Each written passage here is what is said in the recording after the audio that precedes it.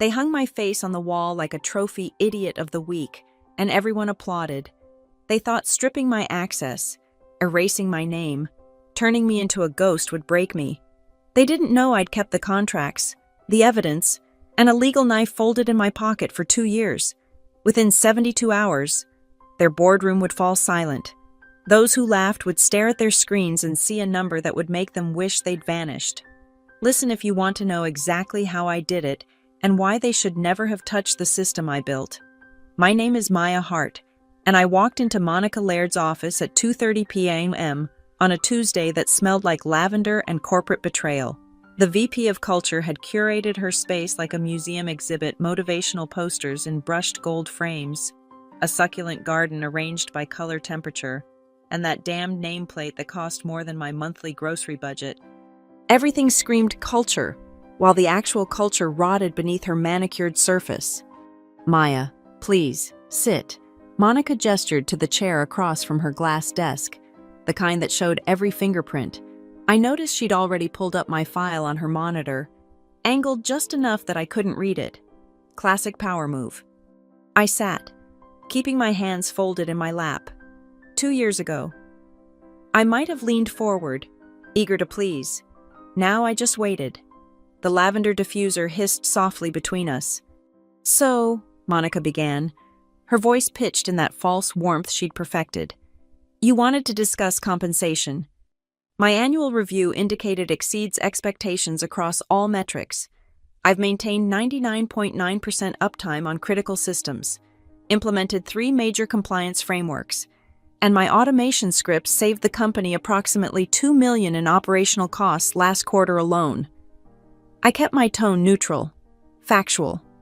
Market rate for my position has increased 22% in the past 18 months. Monica's smile tightened at the corners. "I appreciate your thoroughness, Maya, but as I'm sure you understand, this isn't the climate for raises."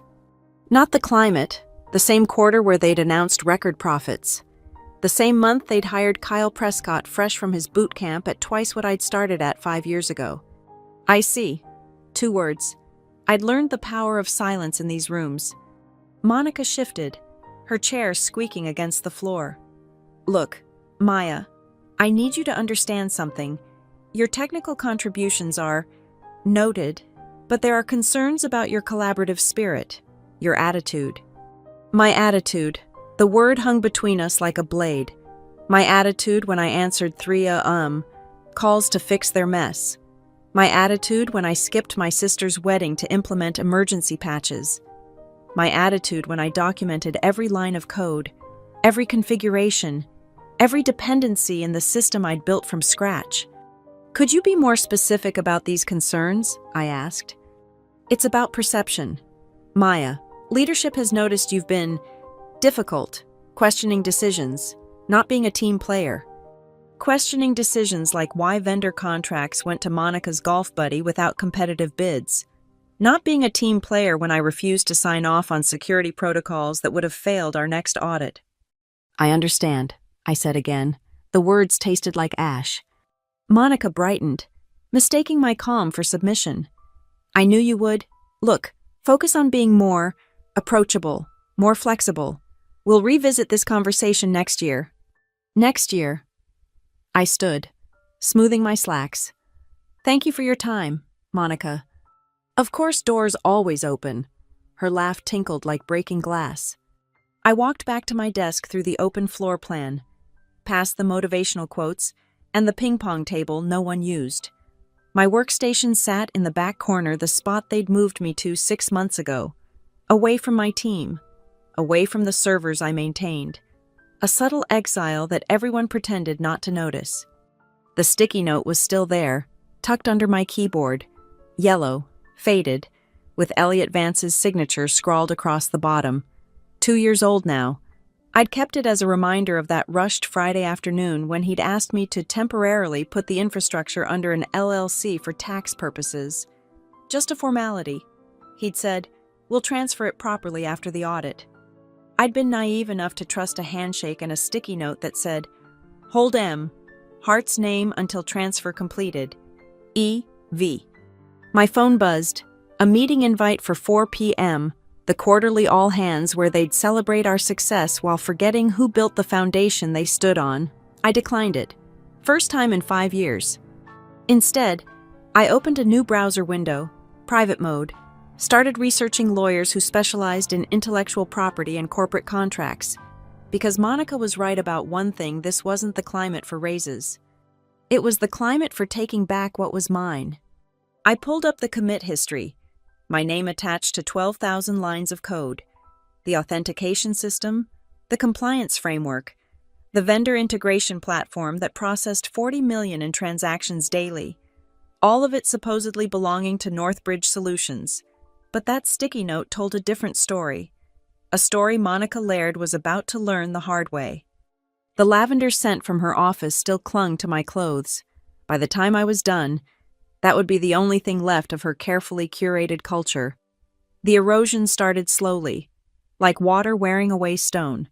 First, they removed me from the Monday architecture meetings. Streamlining attendance, the email said. Then the vendor calls suddenly Kyle Prescott was handling relationships I'd built over 5 years. By Thursday, I couldn't access the deployment pipeline I'd created.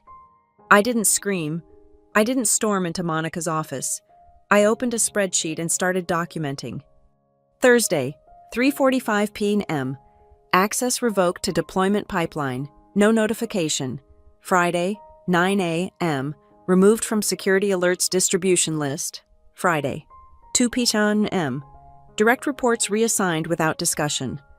Owen Hale knocked on my desk that Friday afternoon, looking like someone had shot his dog. Maya, I just got an email. They're moving me under Kyle. Owen, who I'd mentored for 2 years, who knew our systems inside out because I'd taught him every line. It's just organizational restructuring, I said, keeping my voice steady. You'll be fine. He wasn't convinced. This is bullshit. Kyle doesn't even know how the audit logs work. Then make sure you document everything, every decision, every change he asks for. I met his eyes. Everything. After he left, I opened another tab, started exporting, commit histories, architecture diagrams, the entire Git log showing who wrote what, when, and why. 11 gigabytes of proof that the system running their entire operation had my fingerprints on every critical component. Amina Ross was next, clutching her laptop like a life preserver.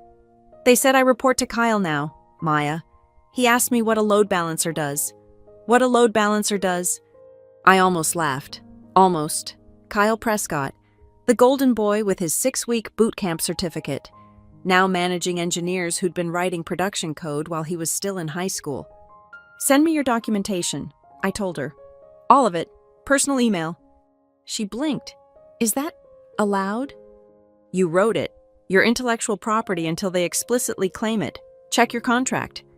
The beauty of corporate oversight, they'd been so busy stripping my access that they'd forgotten I'd written the contracts for my team, including the clauses about intellectual property ownership and knowledge transfer requirements. That weekend, I worked from home. Not on company projects, those were Kyle's problem now. I worked on organizing evidence, building timelines, creating a forensic trail that would hold up in court. The LLC paperwork took 3 hours to find, buried in email archives from 2 years ago, when Elliot Vance had been just another director trying to make his numbers look good. Minor tax optimization, he'd called it, temporary structure until we formalize things properly. I'd founded TechHeart Solutions LLC at his request, transferred the infrastructure ownership temporarily, and waited for the formal transfer back to my name or proper compensation. Waited through 2 years of promises. Waited while they built an empire on my foundation. The sticky note was my insurance policy, his signature, his promise. Hold Mahart's name until transfer completed. Transfer never completed, but the LLC still active, still technically the owner of every system integration, every custom module, every piece of the critical infrastructure that Northbridge Solutions needed to function. Monday arrived with new humiliations.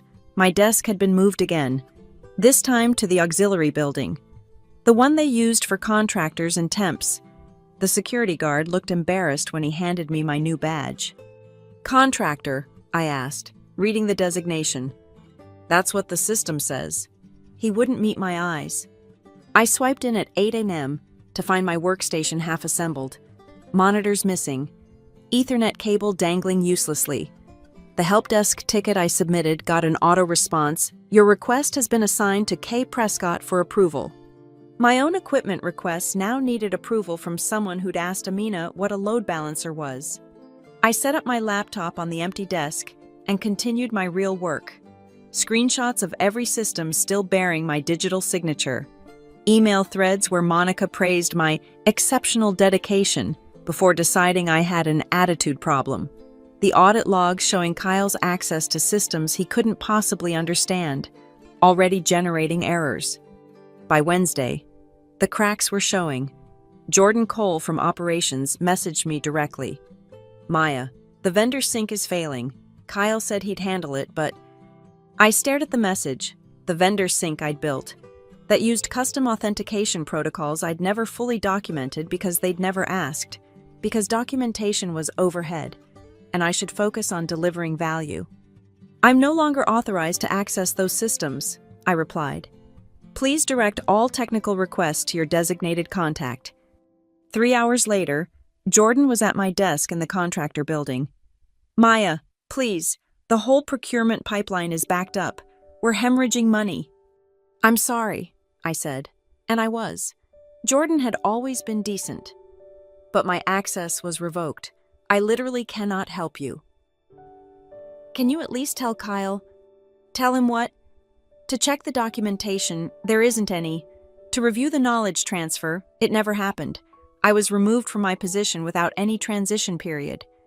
Jordan's face went pale. But the quarterly vendor audit is next week. Yes, it was. The audit that required specific data formatting, custom encryption protocols, and a dozen intricate handshakes between systems, all living in my head and in the code I could no longer touch. That night, I met with Patricia Reeves, the lawyer I'd researched. Her office smelled like leather and old paper, a comforting contrast to Monica's artificial lavender. Let me understand, Patricia said, reviewing my documents. You built critical infrastructure under an LLC you own, with a written agreement to transfer it back. The transfer never happened, but the company's been using your systems for 2 years. Correct. And now they've essentially demoted you to contractor status while still relying on these systems. Also correct. Patricia smiled. It wasn't a nice smile. Ms. Hart, I believe we have what we call a compelling position. Tell me about licensing fees in your industry. Patricia Reeves's office became my war room. Every Tuesday at 6 p.m., after my relegated contractor hours, I'd spread my evidence across her conference table like a general planning a campaign. Show me the sticky note again, Patricia said during our third meeting, holding it under her desk lamp. The yellow had faded, but Elliot Vance's signature remained clear.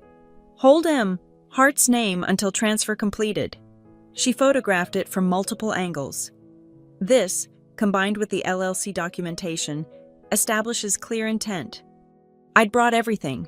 Email threads spanning 2 years, the original LLC formation documents, bank statements showing the company's infrastructure payments flowing to TechHeart Solutions LLC. My LLC before being redirected to me as consulting fees, Git commits with timestamps, architecture diagrams with my digital signature, even screenshots of Slack messages where Elliot had promised, "We'll make this right after the audit."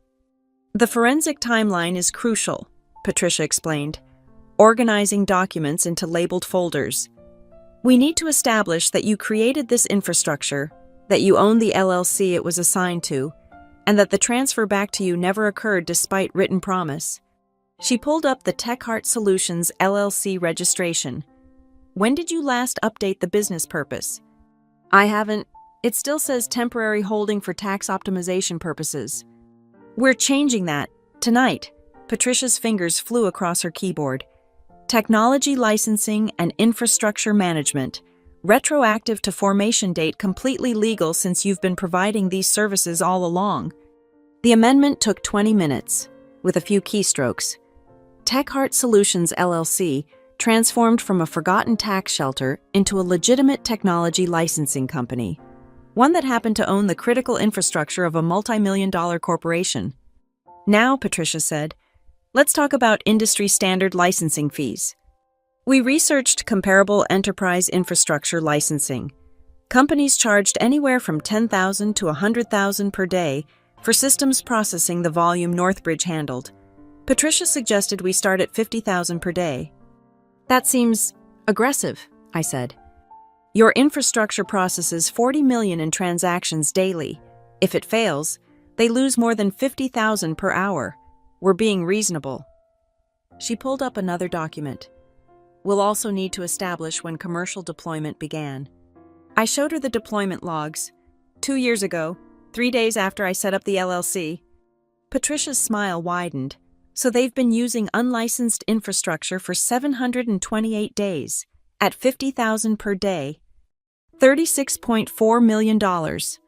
Plus penalties, plus interest. She started drafting. We'll offer them a forward-looking licensing agreement to avoid the retroactive charges. Very generous of you. The next week was surreal.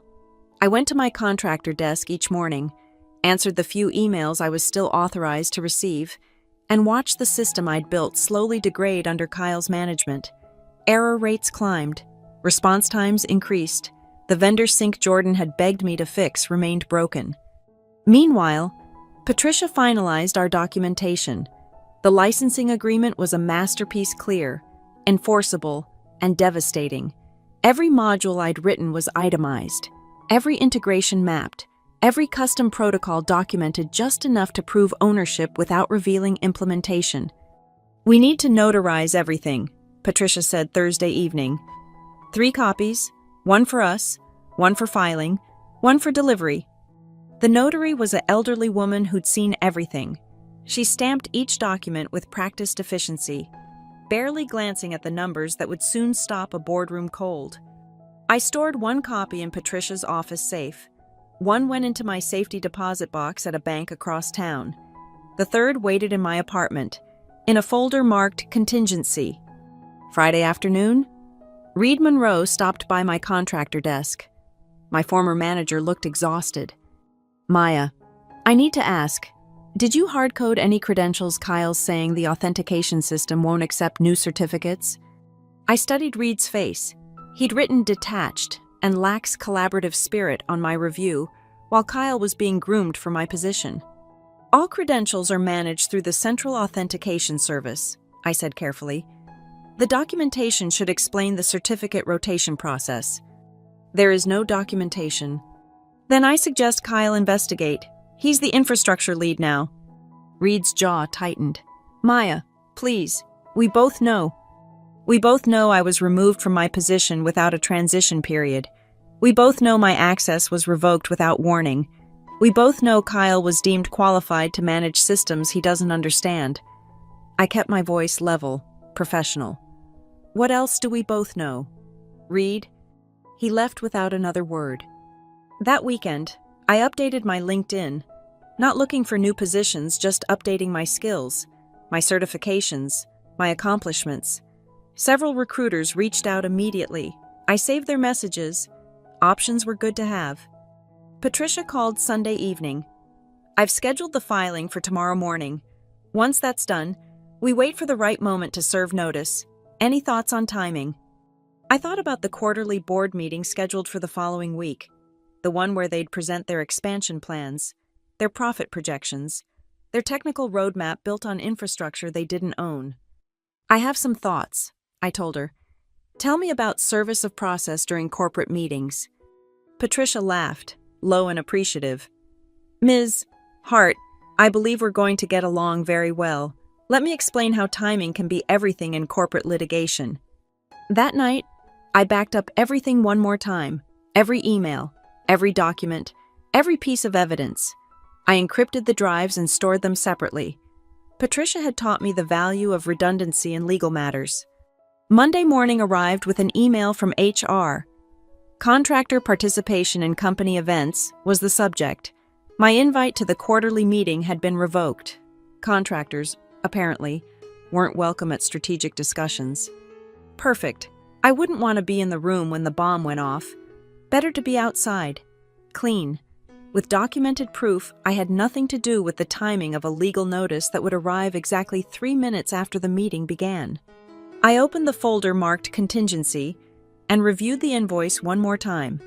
728 days of unlicensed use, $36.4 million, plus penalties, plus interest. All because they thought they could erase me without consequences. All because Monica Laird decided I had an attitude problem. All because Elliot Vance thought a sticky note was enough to steal 2 years of my life. They were about to learn that karma came with proper documentation and notarized signatures. The system failures started small. A timeout here, a sync delay there. Nothing that would alarm executives who measured success in quarterly reports rather than millisecond response times. But I watched the logs like a hawk, documenting every degradation with scientific precision. Tuesday morning authentication service rejected 12% of certificate renewals. Kyle's fix had broken the certificate chain validation I'd carefully crafted. Wednesday afternoon, vendor API calls started failing intermittently. The custom retry logic I'd built was commented out probably because Kyle didn't understand the exponential back-off algorithm. Thursday at 3 a.m., critical alerts that should have paged the on-call team went nowhere. Kyle had modified the alert routing without understanding the dependency graph. I compiled everything into a document titled Infrastructure Dependency Analysis, not out of spite, but necessity. Patricia needed to understand exactly how integrated my work was with their operations. Every failed process traced back to code I'd written, systems I'd designed, integrations I'd architected. "This is remarkable," Patricia said, reviewing my analysis Friday evening. "You essentially built their entire operational nervous system." They wanted rapid deployment. I gave them that, but rapid meant I was the only one who understood all the connections. I pulled up another diagram. See this authentication module? It talks to 17 different services. Kyle modified one function and broke 7 integrations. Patricia took notes in her leather portfolio, and they have no documentation for any of this. They have my code comments, some architectural diagrams from 2 years ago, but the living documentation, the why behind every decision that lived in my head and my access to the systems. She looked up, which they revoked. That weekend, I built what I called the Rosetta Stone, a comprehensive guide to every custom module, every integration point, every undocumented feature that kept their infrastructure running, not to help them, but to establish the replacement cost of my intellectual property. 43 custom modules. Each would take a skilled developer 2 to 3 weeks to reverse engineer and rebuild. At industry rates, that was $800,000 in development costs alone, not counting the downtime during transition. Patricia had me encrypt the Rosetta Stone and store it with our legal documents. "This is evidence, not assistance," she reminded me. "They want your help. They can license it properly." Monday brought new chaos. Jordan Cole messaged me again. Desperation leaking through professional courtesy. "Maya, the quarterly vendor audit is in 48 hours. The export function is producing corrupted files. Kyle says the encryption key rotation failed." I stared at the message. The encryption key rotation I'd automated 3 years ago. The one that required specific environment variables, configuration files, and a deep understanding of our vendor's Byzantine security requirements. "I cannot provide technical assistance without proper authorization," I replied. "Please work with your designated technical lead." My phone rang 30 seconds later. Jordan's voice was tight with panic. "Maya, please, off the record, just tell me where to look." "Jordan, I'm a contractor now. Contractors don't have access to critical infrastructure. That's company policy." I kept my tone sympathetic but firm. "I'm sorry. This could cost us the vendor contract. That's $12 million annually." Yes, I knew exactly what it could cost. After Jordan hung up, I updated my timeline document. Every request for help, every system failure, every consequence of their decision to push out the person who'd built their digital foundation. Tuesday morning, the dominoes really started falling. An email blast went out from IT. Scheduled maintenance window extended due to unexpected complications. Translation: something broke during Kyle's attempt to update the system. Owen Hale risked a direct message. Whatever Kyle did last night corrupted the user permission matrix. Half the company can't access their tools. I screenshot the message and forwarded it to Patricia. Evidence of operational impact. By Tuesday afternoon, Reed Monroe was back at my contractor desk. This time, he brought Kyle Prescott. The golden boy looked pale, stressed, nothing like the confident boot camp graduate who'd taken my position. "Maya," Reed started, "we need to discuss the vendor audit export functionality." "I'm not authorized to discuss infrastructure," I said. "Please submit any requests through proper channels." Kyle leaned forward. "Look, I know you're angry about the reorg." "I'm not angry," and I wasn't. Anger was heat and passion. What I felt was cold clarity. "I'm simply following company policy regarding contractor limitations." "This is ridiculous," Kyle snapped.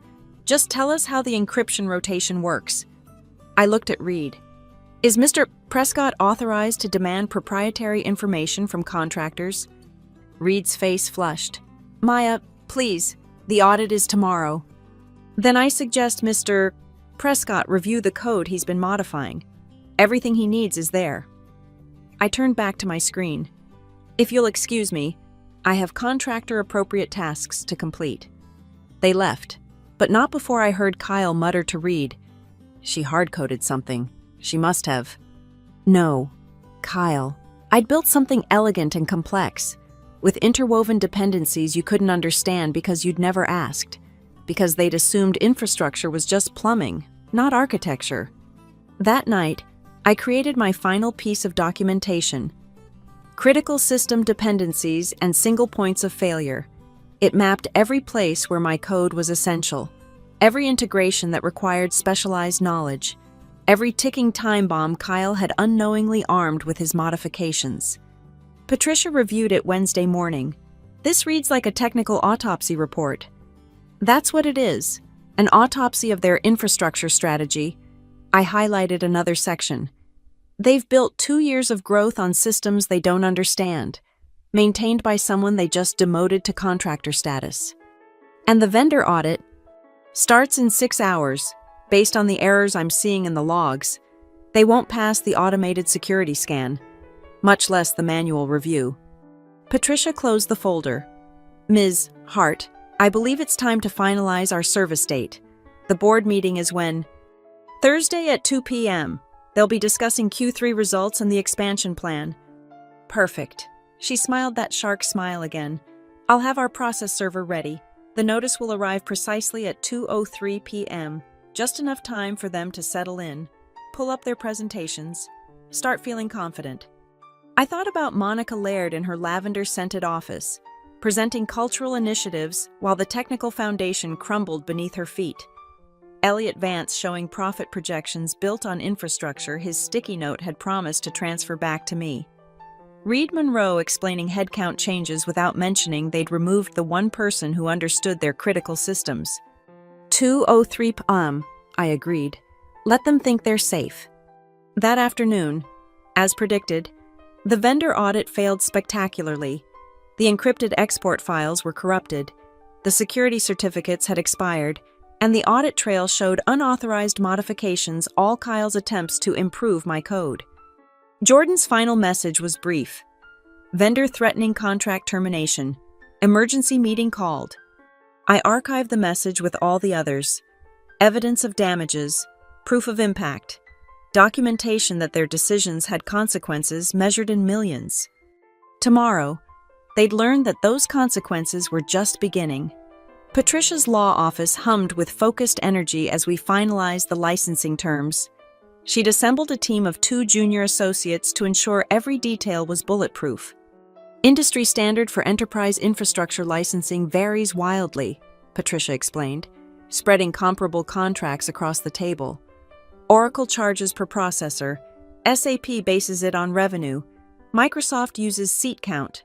But for custom infrastructure, we have precedent for daily operational fees. I studied the examples. A fintech company charging $75,000 per day for payment processing infrastructure. A logistics firm demanding $60,000 daily for their routing system. Our number $50,000 per day suddenly seemed conservative. We structure it as a commercial deployment trigger, Patricia continued. The moment they used your infrastructure for revenue-generating activities, the license activated. That's 2 years of unlicensed commercial use. The junior associate, Marcus, ran calculations on his laptop. At $50,000 per day, backdated 728 days, we're looking at $36.4 million in retroactive fees. He adjusted his glasses. Plus standard penalties for unlicensed use, typically 25%. $45.5 million total, Patricia said smoothly. Or they can sign our forward-looking license agreement, much more reasonable. The forward-looking terms were almost generous. $30,000 per day going forward, proper attribution in all technical documentation, mandatory knowledge transfer periods with compensation, and most importantly, acknowledgement that TechHeart Solutions LLC owned all existing infrastructure IP. What about injunctive relief, I asked. Patricia's smile sharpened. Page 12. If they refuse to sign or pay, we can seek immediate cessation of use. Imagine explaining to shareholders why their entire digital infrastructure had to shut down. We spent 3 hours refining every clause. The license covered not just current systems, but derivatives, anything built on top of my architecture. The security modules Kyle had broken. The vendor integrations he couldn't fix. The authentication system processing millions of daily logins. Now for the invoice presentation, Patricia said, pulling up a template. Clean, corporate, undeniable. The invoice was a work of art. Professional letterhead for TechHeart Solutions LLC. Clear line items, date ranges, applicable statutes. It looked like any other enterprise software invoice, except for the numbers that would stop hearts. Invoice number 2024 to Northbridge Solutions for unlicensed commercial use of proprietary infrastructure. Chars. Period March 15, 2022, September 25, 2024. Days 728. Daily rate $50,000. Subtotal $36,000. $400,000. Late payment penalty 25%, $9. $100, $1,000. Total due $45, $500, $1,000. Per. Payment terms. Net 30. We'll also prepare a softer version, Patricia added. Same numbers, but with an offer to waive retroactive fees if they sign the go-forward agreement within 72 hours. Carrot and stick, though.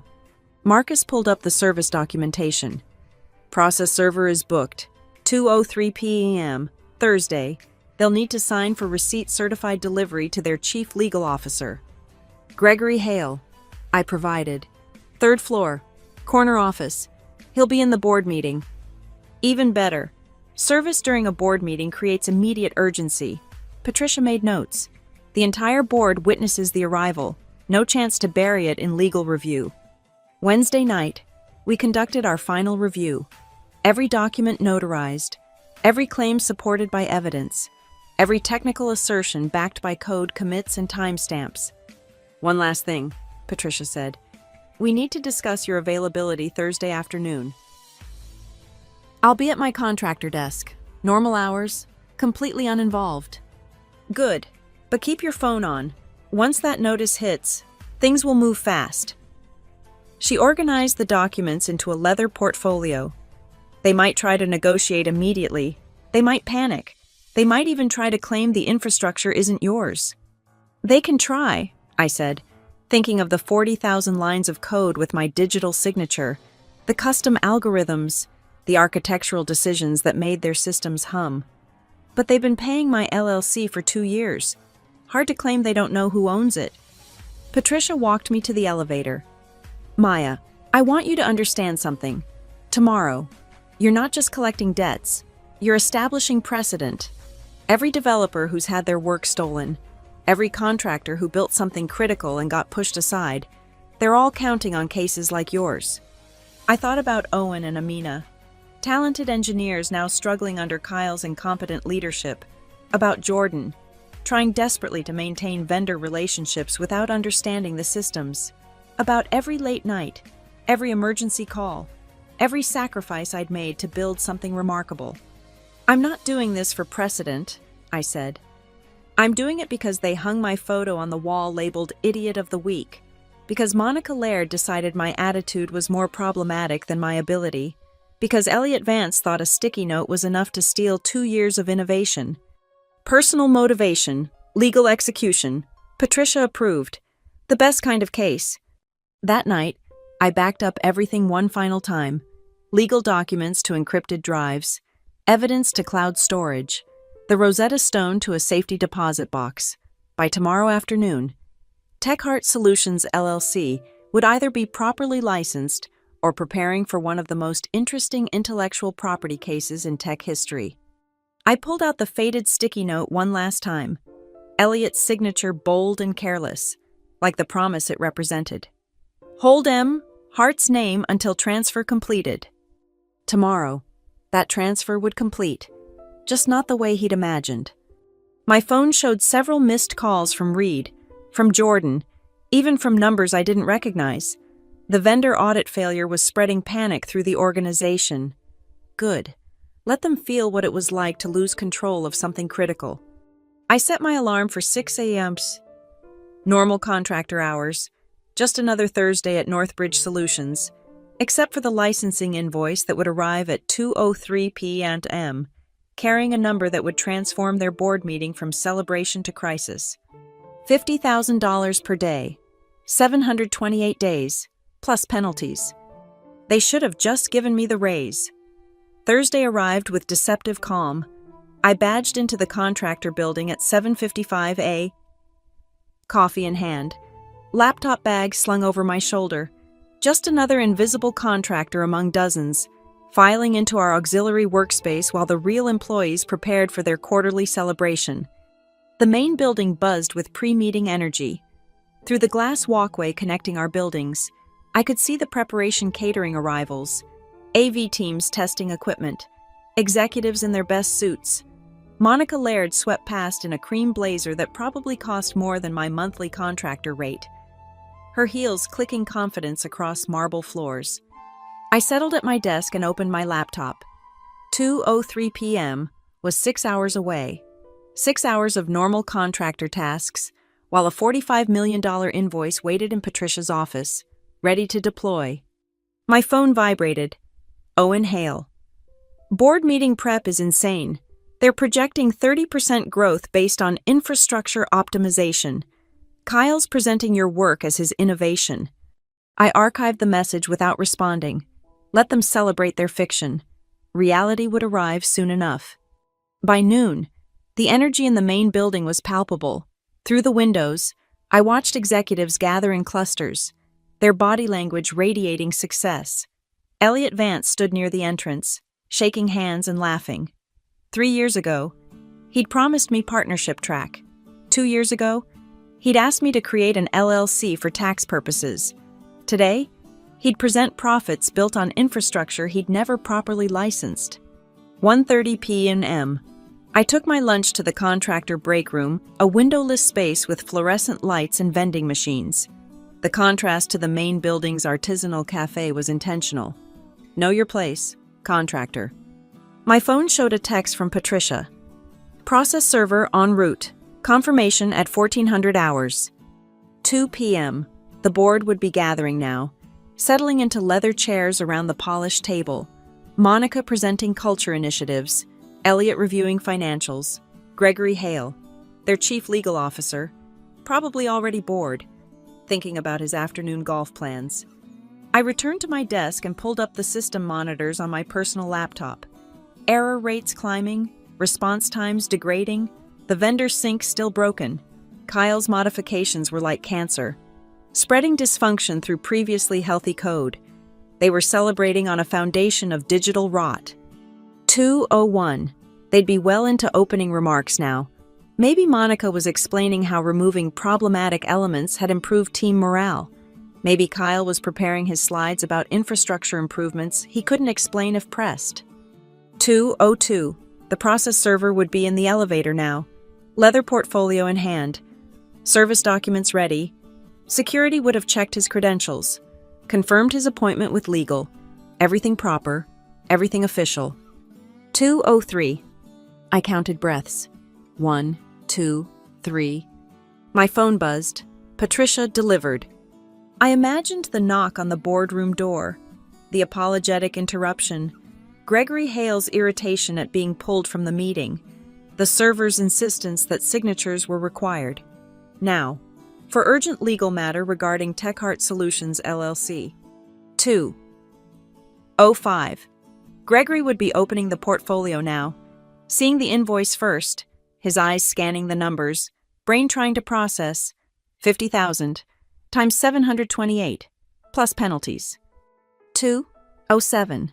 Another text from Patricia. Server confirms G. Hale went pale. Returned to boardroom with documents. Now Gregory would be whispering to Elliot, sliding papers across the mahogany table. The celebration atmosphere curdling as board members leaned in, read numbers that didn't make sense. $45.5 million, due in 30 days. 2:10. My internal messenger, the one I still had access to as a contractor, lit up. Jordan Cole. What's happening? Board meeting just stopped. Elliot looks like he's having a heart attack. Reed Monroe. Maya, are you available? Kyle Prescott. What did you do? I closed the messenger. Not my problem. I was just a contractor. Remember attitude problem. Not collaborative. Difficult. 2:15. Through the glass walkway, I saw unusual movement in the main building. Executives leaving the boardroom, clustering in hallways. Someone was definitely yelling. I could see the aggressive gestures even from here. Owen messaged, "Holy shit, Monica just got pulled out by legal. She was white as paper." 2:20. The first official email arrived, forwarded by Patricia, from Gregory Hale to TechHeart Solutions LLC's registered agent. We are in receipt of your invoice dated September 25th, 2024. This appears to be some misunderstanding. Northbridge Solutions has no licensing agreement with TechHeart Solutions LLC. Please clarify the basis for these charges immediately. Patricia's response was already drafted. Waiting. She sent it exactly 5 minutes later. Please refer to the attached documentation LLC formation documents showing infrastructure assignment, employment records showing Ms. Hart's creation of said infrastructure, commit logs establishing ownership, and written promise of transfer Exhibit A.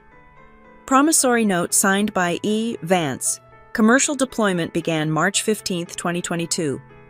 Your continued use constitutes acceptance of standard licensing terms. 2:30. Through the windows, I watched the ant farm scramble of panic. Junior employees clustered at desks, checking systems. Senior managers huddled in glassed offices. The quarterly celebration had become a crisis response. My phone rang. Reed Monroe. I let it go to voicemail. It rang again. Kyle Prescott. Voicemail. Again. Unknown number, probably Elliot. Voicemail. 2:45. An email to my contractor address from HR. Please report to conference room B immediately for urgent discussion. I replied, per contractor guidelines, I'm not authorized to attend strategic meetings. Happy to schedule within normal contractor consultation hours. 2:50. Gregory Hale himself appeared in the contractor building. I watched him argue with security, gesturing frantically, but rules were rules. Executive leadership wasn't supposed to enter contractor space. Compliance issue, insurance liability. He gave up and called instead. This time, I answered. Maya, this is Gregory Hale. We need to discuss this. Invoice situation immediately. I'm sorry, Mr. Hale, but I'm not authorized to discuss infrastructure matters. As a contractor, I can only perform assigned tasks within my current scope. Cut the crap. Maya, $45 million. Are you insane? I'm not sure what you're referring to. Is this about a technical issue? You'll need to contact Kyle Prescott. He manages infrastructure now. I could hear him breathing heavily. You know exactly what this is about. Get up here, now. I'd need written authorization from my contractor liaison to enter the executive building. Should I file a request? He hung up. 3 p.m., the internal message board, which I could still read as a contractor, exploded. Emergency IT meeting, all hands infrastructure review, urgent vendor communications. The beautiful, terrible cascade of consequences as they realized their castle was built on sand I owned. Patricia texted, 3 missed calls from their legal team. They're rattled, demanding good faith meeting. Let them stew, I replied. We gave them 72 hours to respond. By Friday morning, the fortress was crumbling.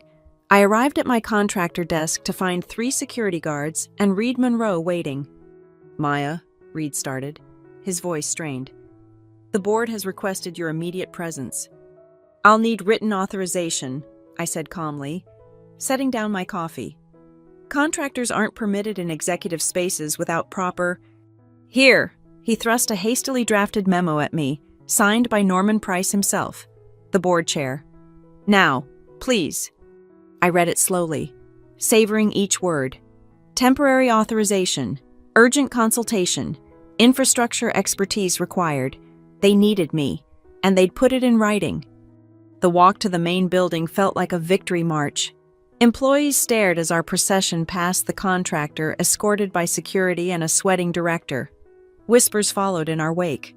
Everyone knew something massive had happened. They just didn't know what. The boardroom smelled like cold coffee and desperation. Norman Price sat at the head of the table. His usual commanding presence diminished. Gregory Hale hunched over legal documents. Elliot Vance stood by the window, his back to the room, and Monica Laird, nowhere to be seen. Ms. Hart, Norman began, his voice carefully modulated. Thank you for joining us. We seem to have a situation requiring clarification. I took the offered seat, keeping my expression neutral. How can I help? Gregory slid the invoice across the table. This, $45 million. Can you explain the basis for this claim? I'm a contractor, I replied. I'm not authorized to discuss infrastructure licensing. Perhaps you should consult with TechHeart Solutions LLC's legal representation. Don't play games, Elliot snapped, turning from the window. His face was haggard, aged years overnight. You know what this is about? I know that 2 years ago, you asked me to create an LLC for tax optimization purposes. I know you signed a promissory note agreeing to transfer infrastructure ownership back to me. I know that transfer never occurred. I folded my hands. Beyond that, I'm just a contractor with limited scope. Norman cleared his throat. Where is Ms. Laird? Cleaning out her office, Gregory muttered. The board felt her. Leadership style may have contributed to this situation. Monica, the VP of Culture who decided I had an attitude problem, gone, just like that. Let's speak plainly, Norman said. You built our infrastructure. You own an LLC that claims to license it to us. We need that infrastructure to operate. What are your terms? I don't have terms. TechHeart Solutions LLC has terms. I believe they were included with the invoice. I glanced at Gregory. Page 3 outlines the go-forward licensing agreement. Gregory flipped pages. $30,000 per day, mandatory attribution, knowledge transfer periods. His face darkened. This is extortion. It's market rate for enterprise infrastructure, I corrected. Your own vendor contracts charge similar amounts. The retroactive fees are simply for 2 years of unlicensed use. We employed you, Elliot exploded. We paid your salary. You paid me as an employee to perform services. The infrastructure was developed under TechHeart Solutions LLC, which you specifically asked me to create. Check your own records. You've been making payments to the LLC. Not to me personally. Norman raised a hand for silence. Ms. Hart, what would it take to make this go away? Nothing. The infrastructure belongs to TechHeart Solutions. You can either license it properly or stop using it. Stop using it, Reed laughed bitterly. It runs everything: authentication, vendor integration, compliance frameworks. Yes, I agreed. It does. The room fell silent. Through the floor-to-ceiling windows, I could see the city sprawling below. When I'd started here 5 years ago, I'd dreamed of having a seat at this table. Now I was here. But as an adversary, not an ally. We need time, Gregory said finally, to review options. Consult counsel. You have 72 hours from notice of service. That's, I checked my watch, 67 hours remaining. And if we refuse? Norman asked quietly. Then TechHeart Solutions will seek injunctive relief, immediate cessation of use of all proprietary systems. I met his gaze steadily. I imagine explaining that to shareholders would be challenging. Another silence. Elliot slumped into a chair. Reed studied his hands. Gregory frantically flipped through documents. There's one more thing, Norman said. Kyle Prescott. What about him? He's admitted he can't maintain the systems, broken more than he's fixed. We need... Norman struggled with the words. We need your expertise. I'm a contractor with limited authorization, I reminded him. But TechHeart Solutions does offer consulting services.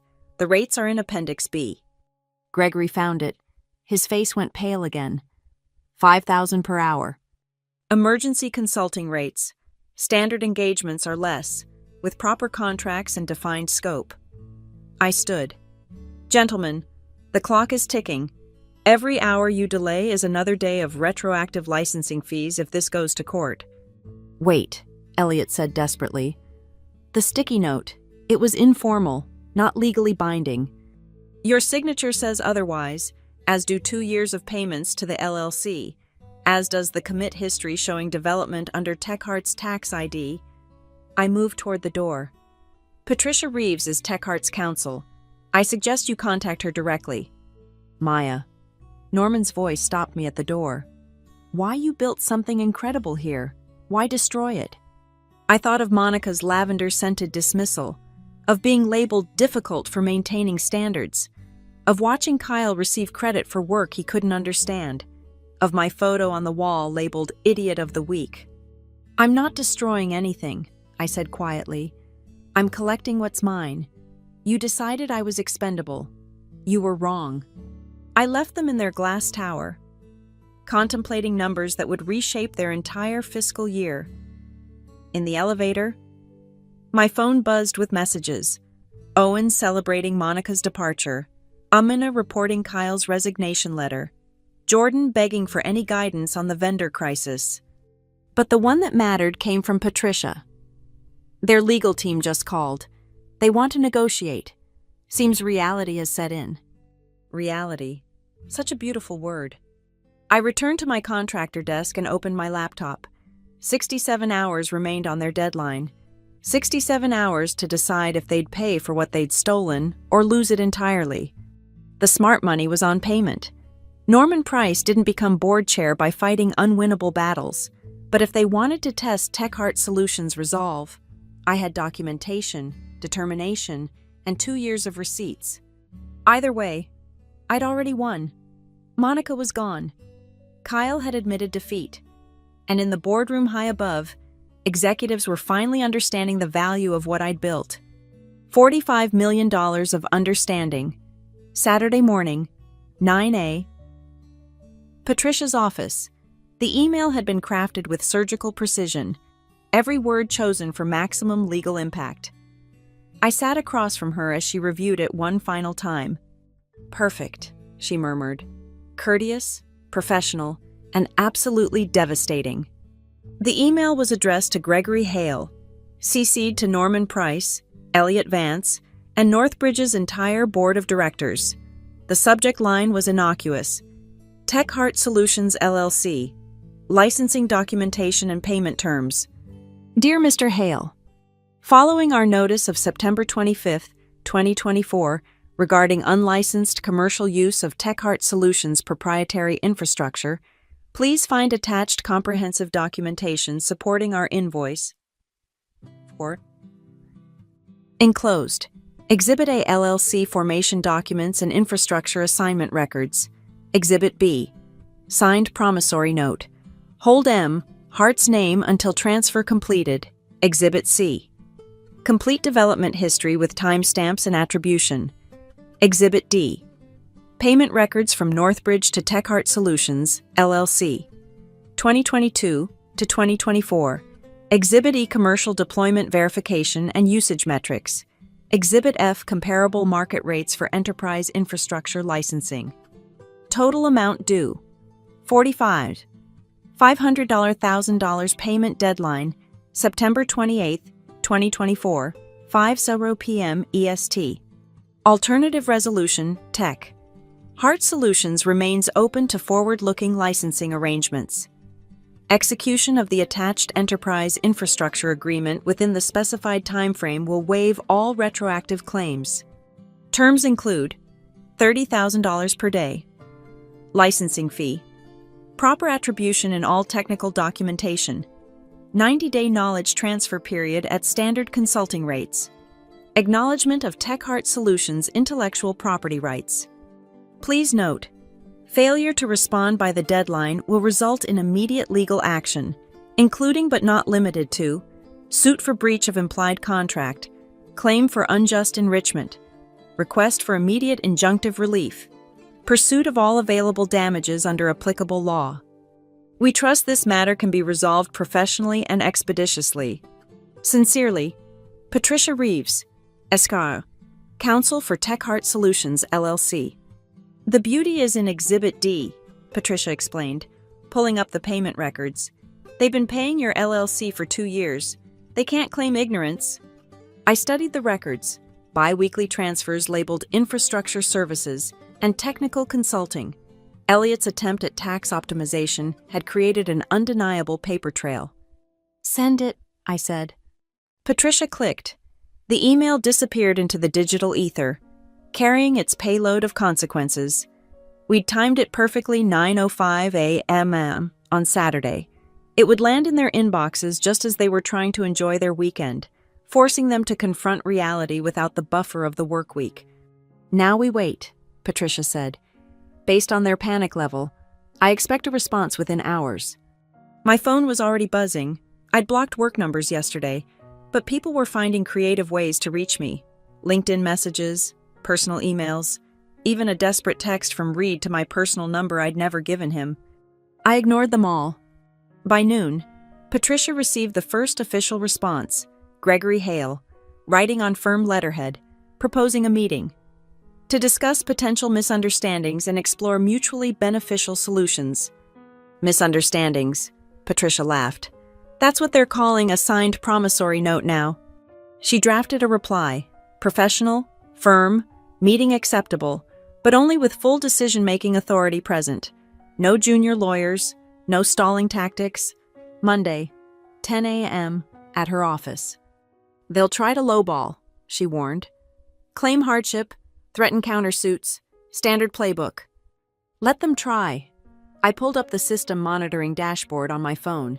Error rates were climbing exponentially. The vendor sync hadn't run successfully in 4 days. Every hour they delay costs them more than my licensing fee. Sunday arrived with thunderstorms, fitting weather for corporate reckoning. Patricia called at 2 p.m. They blinked. Gregory just sent a draft settlement proposal. They're offering $5 million to make it go away. No. That was my response.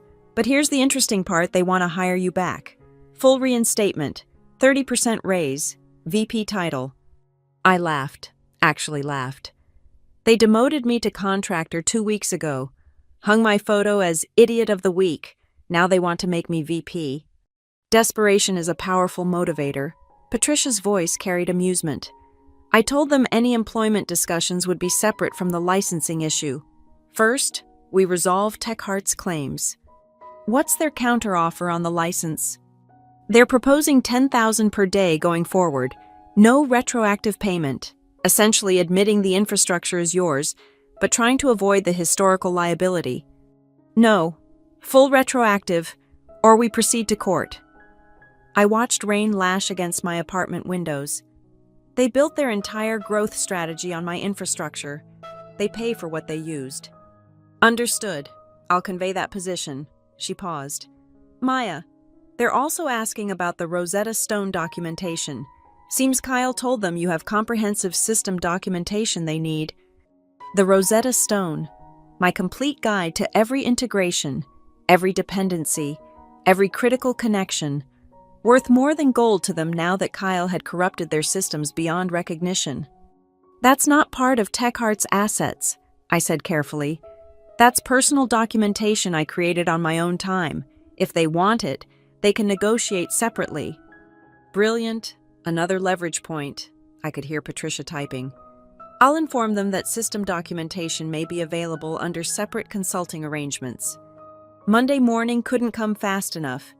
I spent Sunday organizing evidence, reviewing contracts, preparing for every possible argument. They'd try to claim I was a disgruntled employee, that the LLC was a sham, that the infrastructure was work for hire. All standard tactics, all doomed to fail against our documentation. My phone showed 17 missed calls from Northbridge numbers. The internal messenger I could still access painted a picture of escalating chaos. Emergency vendor meetings, failed integration tests, compliance audits looming with no one who understood the frameworks. Jordan Cole had sent a personal email. Maya, I'm not asking you to help the company. I'm asking you to help those of us caught in the crossfire. Whatever they did to you, the rest of us don't deserve this. I felt a pang of sympathy. Jordan was right.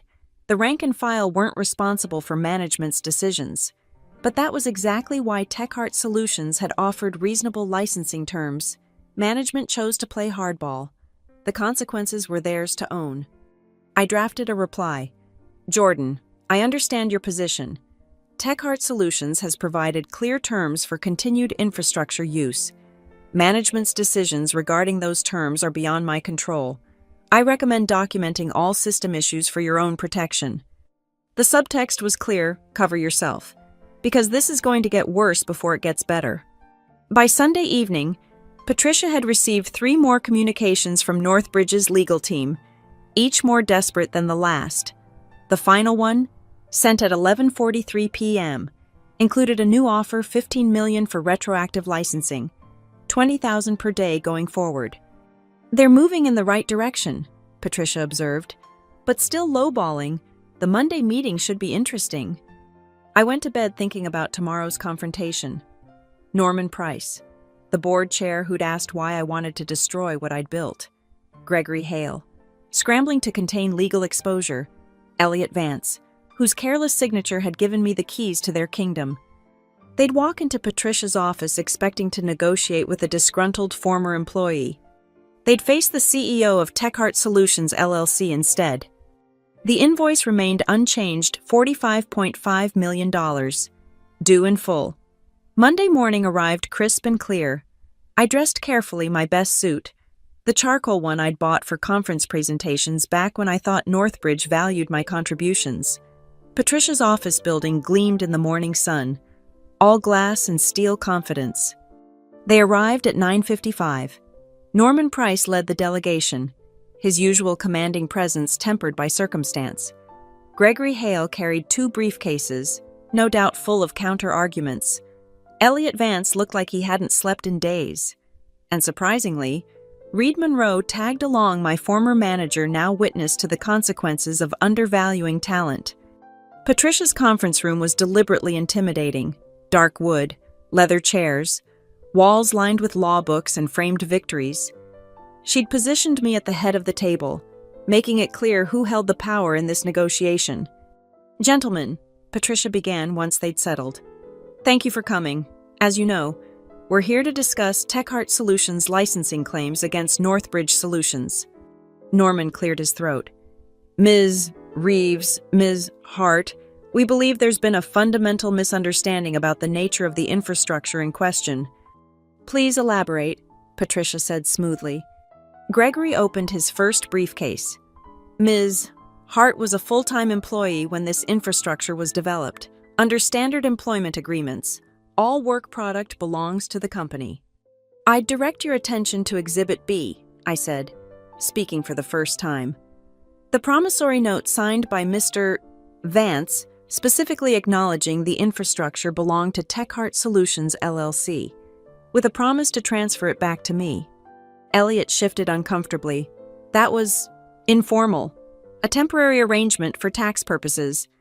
Temporary arrangements still create legal obligations, Patricia observed, especially when documented in writing and supported by 2 years of payments to the LLC. Those payments were for consulting services, Gregory argued. I pulled up my laptop. Would you like to see the payment memos, infrastructure licensing, technical platform fees? Your own accounting department categorized them correctly. Silence descended. Norman studied me with calculating eyes. What do you really want, Maya?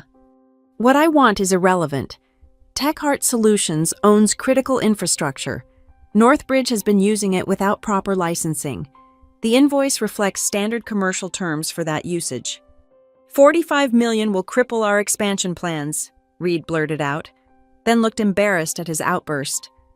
Perhaps you should have considered that before demoting your infrastructure architect to contractor status, I replied evenly, before hanging her photo as Idiot of the Week, before assuming technical talent was replaceable. Norman's eyes sharpened. So this is personal. This is business. Personal would be demanding damages for defamation, for constructive dismissal, for the systematic devaluation of my contributions. I leaned back. TechHeart Solutions is simply collecting licensing fees. Gregory tried another angle. The infrastructure is integrated with our proprietary systems. Separating them would be impossible. Incorrect. I built modular architecture specifically to avoid vendor lock-in. Every component can be isolated, replaced, or removed. I smiled thinly. Of course, doing so requires understanding how they connect. Knowledge that seems to be in short supply since Kyle Prescott's modifications. The mention of Kyle made them all flinch. Reed finally spoke up.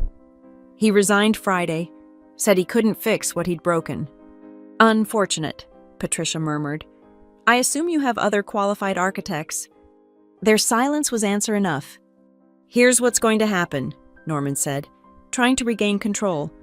We'll offer $20 million for past use, $15,000 per day going forward. Final offer. Patricia and I exchanged glances. I shook my head slightly. Mr.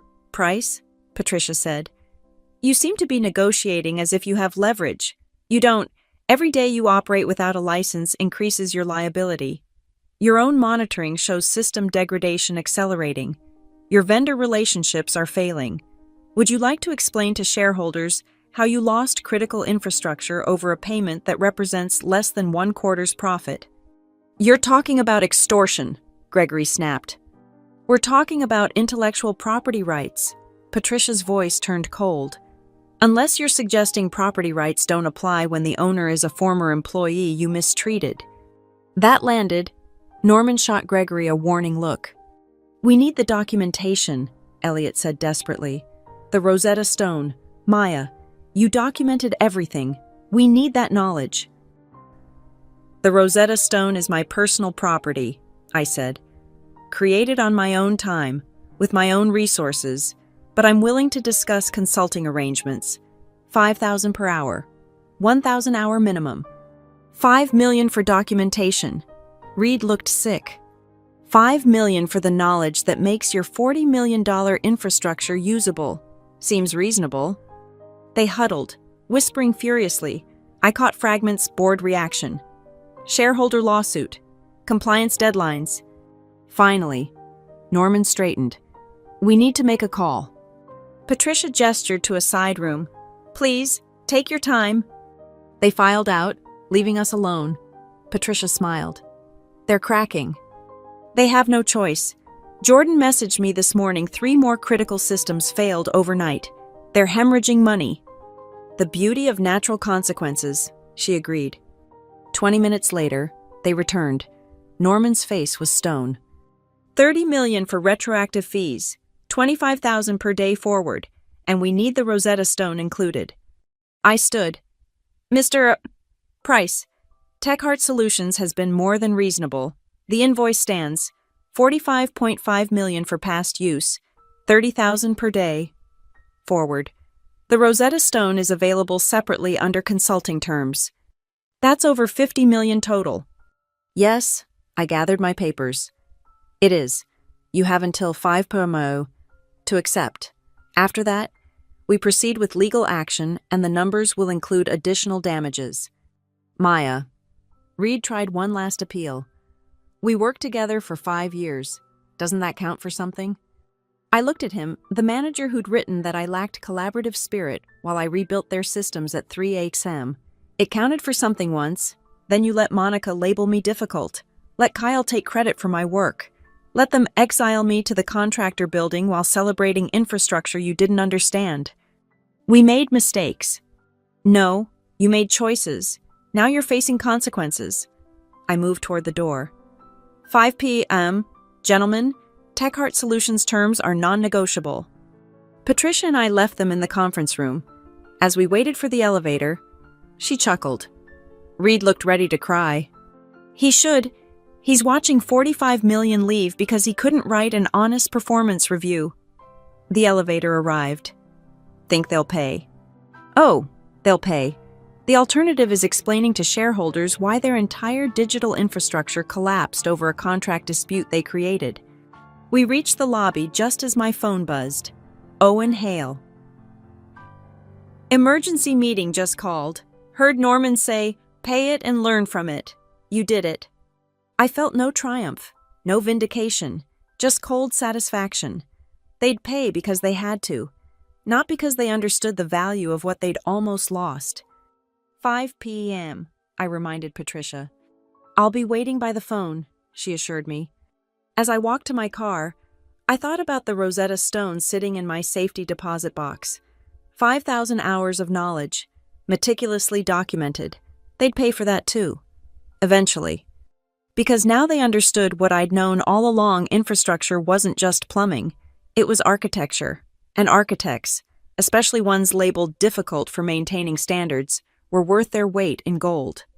Or in this case, $45.5 million. 4:47 p.m. Patricia's call came earlier than expected. They caved, she said without preamble. Full amount, $45.5 million for retroactive licensing, $30,000 per day going forward. They want to execute the agreement immediately. I was sitting in my apartment, watching the city lights begin to flicker on. The same view I'd had 2 years ago when Elliot promised me partnership track. The same skyline that had witnessed my 3 a.m. debugging sessions, my missed family dinners, my total dedication to building something remarkable. And the Rosetta Stone. Separate consulting agreement. Your terms accepted $5,000 per hour, 1,000-hour minimum. They need it too badly to negotiate. Patricia's satisfaction carried through the phone. Gregory is drafting the transfer now. Norman wants this resolved before tomorrow's market open. Of course he did. Stock prices responded poorly to operational uncertainty. $45 million was better than a 10% drop in market cap. Send me the final documents, I said. I'll review and sign tonight. Maya, Patricia's voice softened. You won. Completely. How does it feel? I considered the question. Monica Laird was gone. Her VP of Culture position eliminated in what HR would call restructuring. Kyle Prescott had fled. His brief tenure as infrastructure lead, a cautionary tale about promoting boot camp graduates over experienced architects. Reed Monroe was updating his resume. Knowing his role in this disaster would follow him. And Elliot Vance's word was he'd been asked to take an advisory role corporate speak for elegant termination. It feels like justice, I said finally. Expensive justice. By 6 p.m., the signed agreements arrived. Dense legal language that boiled down to simple truths. TechHeart Solutions owned the infrastructure. Northbridge had been using it without permission. Now they would pay. The retroactive payment would process within 3 banking days. The daily licensing fees would begin immediately. The Rosetta Stone Consulting would start Monday with Owen Hale and Amina Ross as my designated knowledge transfer recipients. At least they'd chosen people who could understand what I'd built. I signed everything electronically. each signature a small victory. Then I opened a bottle of wine, the good stuff I'd been saving for a special occasion, and sat by my window, watching the city pulse below. My phone buzzed constantly, former colleagues congratulating me, recruiters suddenly interested, competitors wondering if I might license infrastructure to them too. I ignored them all. This moment was mine. Tuesday morning, I returned to Northbridge one last time, not to the contractor building, to the executive floor, with a visitor badge marked consultant and an escort from legal. The atmosphere was subdued. Employees whispered in clusters, uncertainty hanging like fog. Stock price had dipped 5% on news of technical restructuring and licensing arrangements. Norman's attempt at damage control had only raised more questions. I set up in a conference room with a view of the contractor building where they'd tried to hide me. Owen and Amina arrived promptly, tablets ready, expressions mixing relief and apprehension. "Before we begin," I said, opening my encrypted laptop, "understand that this knowledge comes with responsibility. You'll be maintaining systems that process millions in daily transactions. There's no room for Kyle Prescott-style modifications." "We know," Owen said quietly. "We watched him break everything you built. We won't make that mistake." For the next 8 hours, I began transferring years of accumulated knowledge, not just how the systems worked, but why. The reasoning behind every architectural decision, the delicate balance of integrations, the undocumented features that made everything sing. "The vendor sync," I explained, pulling up the code Kyle had corrupted, "uses a custom handshake protocol because their standard API had a race condition. See this timeout value." Kyle changed it from 300 milliseconds to 3 seconds, thinking he was improving performance. Instead, he created a cascading failure that caused the audit to fail, Amina finished, understanding dawning. The extended timeout pushed us outside the vendor's security window. Exactly, I smiled at her, the first genuine smile I'd felt in weeks. "You'll do fine." Wednesday, the wire transfer confirmed. $45.5 million moved from Northbridge's accounts to TechHeart Solutions, LLC. Patricia called it one of the largest individual intellectual property settlements she'd handled. I stared at the number on my screen. More money than I'd dreamed of when I was debugging code in server rooms at midnight. Enough to never worry about raises or recognition again. Enough to build something new. Something entirely mine. Thursday, Norman Price announced his retirement. To pursue other opportunities, the press release said, the board appointed new leadership, promising a renewed focus on technical excellence and talent retention. Too late for me, but perhaps not for the next Maya Hart, building critical systems in obscurity, waiting to be recognized. Friday afternoon, I sat in Patricia's office one last time, signing the final consulting paperwork. The Rosetta Stone transfer was proceeding smoothly. Owen and Amina were proving capable students. Northbridge would survive, albeit 45 million poorer and considerably wiser. "Any regrets?" Patricia asked, filing the last document. I thought about the 5 years I'd given them, the systems I'd built, the problems I'd solved, the recognition I'd never received until I forced their hand. "No," I said finally. "They made their choices. I made mine." As I left Patricia's building, my phone rang, an unknown number with a Northbridge extension. Curiosity made me answer. Maya. Jordan Cole's voice. "I just wanted to say, we learned something important. You don't know what you've got until it sues you for $45 million. I actually laughed. "Take care of those systems, Jordan. They're expensive to replace." Believe me, everyone knows that now. I hung up and walked to my car, breathing in the crisp autumn air. TechHeart Solutions had its first major client. My bank account held more money than I'd ever imagined. And somewhere in Northbridge's halls, executives were finally understanding that infrastructure wasn't just plumbing, it was the foundation everything else stood on. They'd hung my photo on the wall labeled Idiot of the Week. They'd stripped my access, erased my contributions, tried to make me disappear. Instead, I'd sent them an invoice that would echo through their balance sheets for years. Not bad for someone with an attitude problem. The sun set behind the skyline as I drove home, painting the sky in shades of gold. $45.5 million worth of gold, to be exact. They should have just given me the raise. Thank you so much for listening to my story. I'm curious.